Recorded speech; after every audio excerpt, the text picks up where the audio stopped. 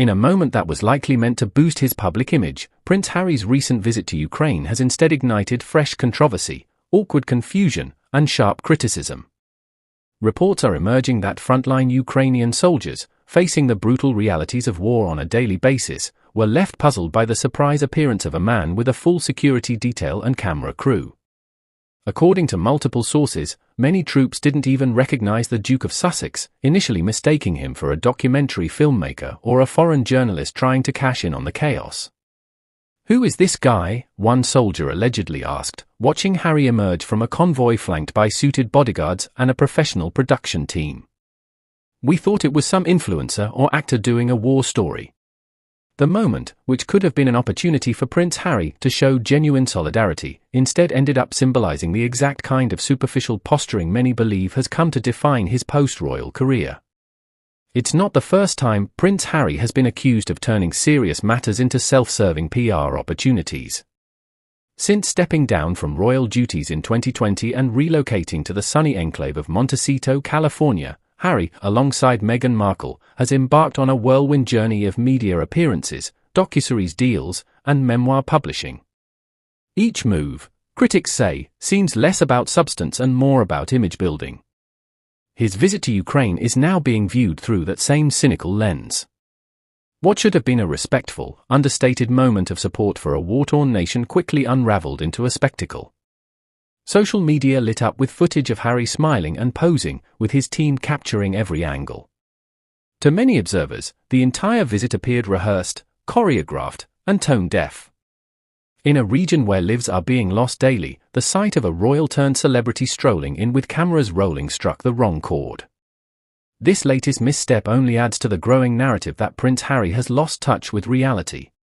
Once admired for his military service and candid charm, he is now widely viewed as a man caught in a relentless cycle of media stunts and oversharing.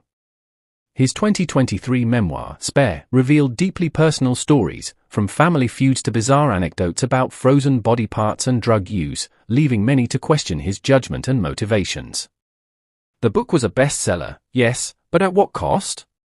The royal family was left reeling, and public respect for Harry has continued to decline ever since. The irony of Harry's Ukraine visit is hard to ignore. Here is a man who served honorably in the British Army, who once fought in Afghanistan under a veil of discretion and duty, now seemingly unable to separate his past service from his present pursuit of relevance. The contrast between the Harry of yesterday, a soldier on the front lines, asking for no special treatment, and the Harry of today, arriving with a camera crew in a war zone, couldn't be more stark.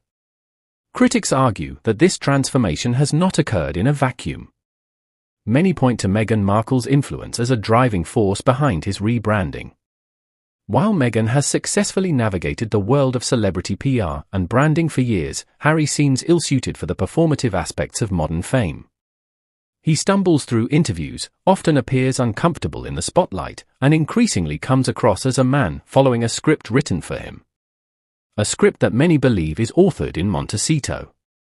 The term royal puppet, popularized by critics and echoed by the likes of Piers Morgan, seems to have taken firm root. With each public appearance, Harry seems less like the independent, duty-bound prince he once was, and more like a figurehead for the Sussex brand, a brand built on grievance, sensationalism, and constant reinvention. His trip to Ukraine, instead of reinforcing his commitment to serious causes, only highlighted the gulf between authentic leadership and curated celebrity activism. Even his charitable ventures, once the pride of his royal role, have become entangled in controversy.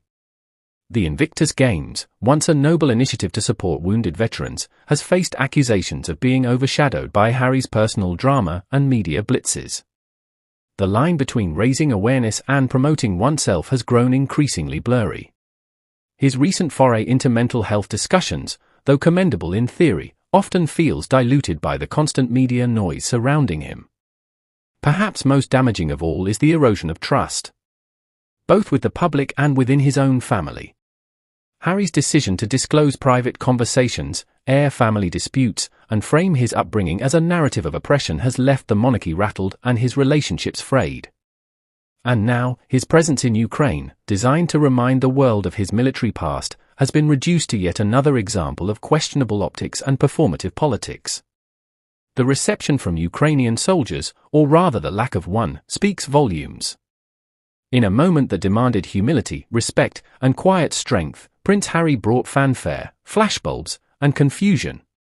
Rather than standing in solidarity with the troops, he stood apart from them, both literally and symbolically. It raises a difficult question: does Prince Harry know who he is anymore? Is he the soldier who once served with honor? The prince who broke protocol to connect with people? Or is he now simply a celebrity, bouncing from platform to platform in search of a cause that fits the narrative? As Ukraine continues its harrowing battle for survival, it deserves allies who bring support, not spectacle.